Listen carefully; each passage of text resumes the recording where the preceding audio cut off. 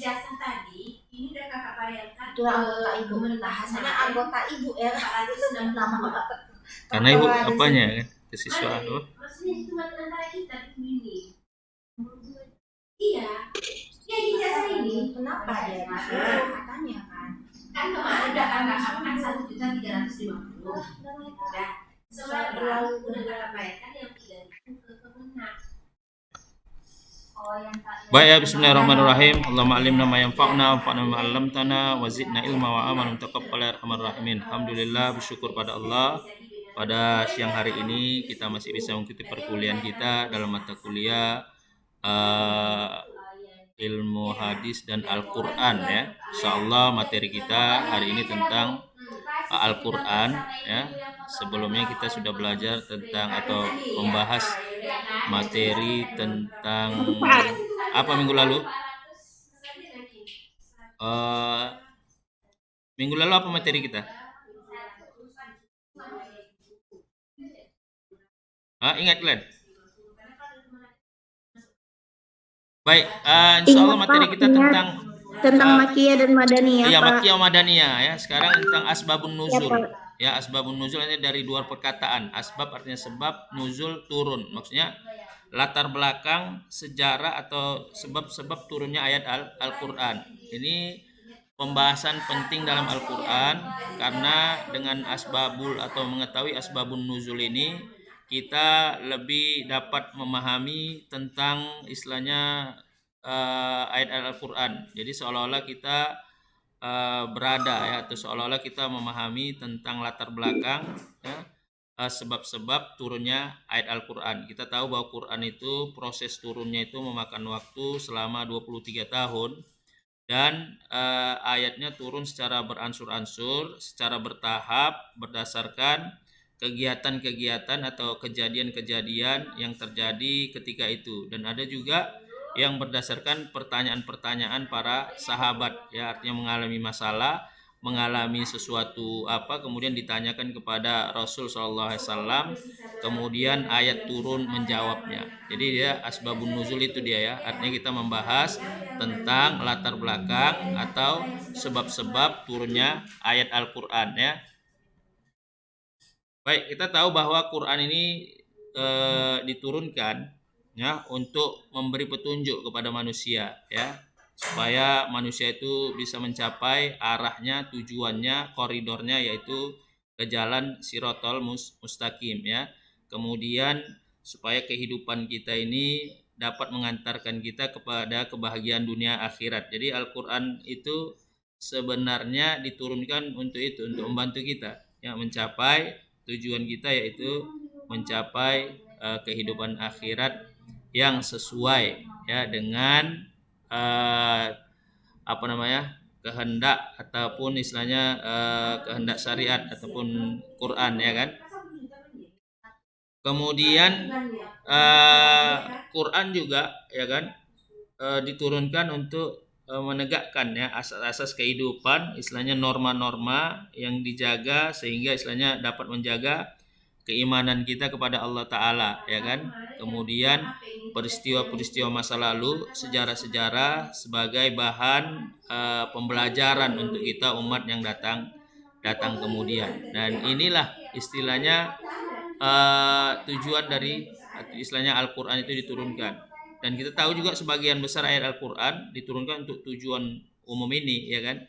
Kemudian istilahnya menggambarkan tentang kehidupan para sahabat ya bersama Rasulullah SAW dengan menyaksikan banyak-banyak peristiwa, umpamanya peristiwa peperangan, istilahnya peristiwa bagaimana Rasul istilahnya ketika ditanya ya kan, ditanya tentang sesuatu hukum ya, atau ketika orang-orang Quraisy ya mencoba menanyakan ya tentang Tuhan, umpamanya contoh ketika surah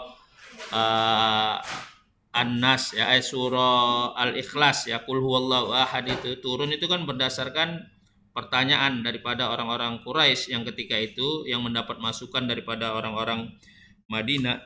Madinah itu kan banyak orang-orang orang-orang ahlul kitab ya, orang-orang Yahudi ya, yang sedikit banyaknya istilahnya mengetahui tentang kerasulan kenabian Muhammad SAW. Jadi dia mau tahu opininya, mau tahu pendakwat Muhammad. Dikatakan bahwa apa? Sif lana rabbaka, ya Muhammad, sif lana rabbaka. Wahai Muhammad, gambarkan kepada kami tentang Tuhan, ya. Maka Rasul Shallallahu Alaihi Wasallam diam, kemudian turun ayat. Muhammad, qul huwallahu ahad. Katakan kepada mereka, katakan kepada yang bertanya, ya, tentang Tuhan, bagaimana bentuknya, bagaimana zatnya, bagaimana apanya. Kemudian turun ayat ini, qul huwallahu ahad, Allahus somad, lam yalid walam yulad walam yakul lahu kufuwan ahad. Inilah yang dipanggil dengan asbabun nuzul, latar belakang satu ayat itu, satu ayat turun. Atau contohnya lagi surah Jum'ah, ya, ketika dalam satu peristiwa, ya kan, bertepatan dengan hari Jumat, ya, datang saudagar-saudagar yang baru pulang berdagang. Ketika itu Nabi sedang khutbah Jumat. Karena sistem perdagangan dulu sistemnya musiman, terkadang datang bisa 2 bulan sekali atau 3 bulan sekali. Maka ketika mereka mengetahui datang dan kebetulan sedang khutbah Jumat, Rasul menyampaikan itu, para jamaah itu berlari meninggalkan Rasul. Rasul sedang berkhutbah, ya kan, maka turun ayat, ya, tentang surah Al-Jum'ah, ya. Ya ayyuhalladzina amanu, wahai orang-orang beriman, idza nudiya lis-sholati min yaumil jum'ati fas'au ila zikrillah, ya kan? Fas'au ila zikrillah, ya kan? Maka bersegera kamu mengingat Allah, ya kan? Kemudian ayat itu turun menegur orang-orang Quraisy, orang-orang istilahnya orang-orang Muslim yang menghadiri khutbah itu kan. Fas'au ila zikrillah, ya kan?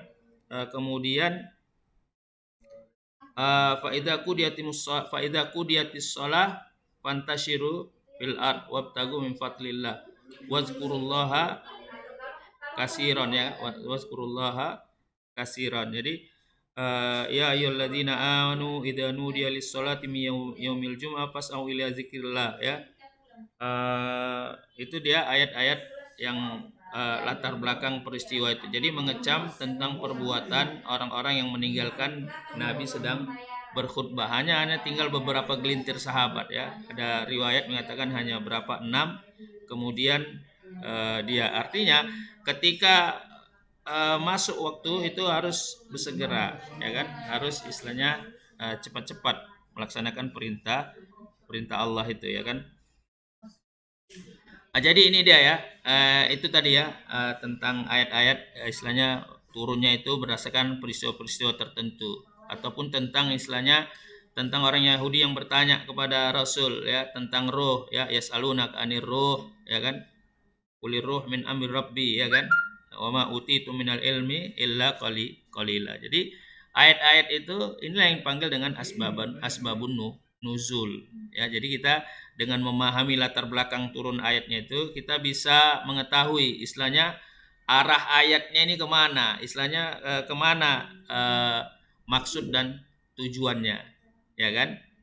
Jadi tadi kita sudah bahas, ya, tentang asbabun nuzul merupakan dari 2 perkataan, asbab jamak dari sebab, ya, atau sebab-sebab, nuzul artinya turun, ya, dari kata nazala yanzilu, nuzulun turun, ya kan. Secara etimologi adalah istilahnya sebab-sebab turunnya, sebab-sebab melatar belakangi terjadinya sesuatu, ya kan. Nah, ini dipanggil asbabun nuzul. Kalau dalam hadis disebut asbabul wurud, ya, sebab latar belakang munculnya hadis tersebut, ya. Kemudian pengertian lain, ya kan, maksud daripada asbabun nuzul ini adalah apa namanya?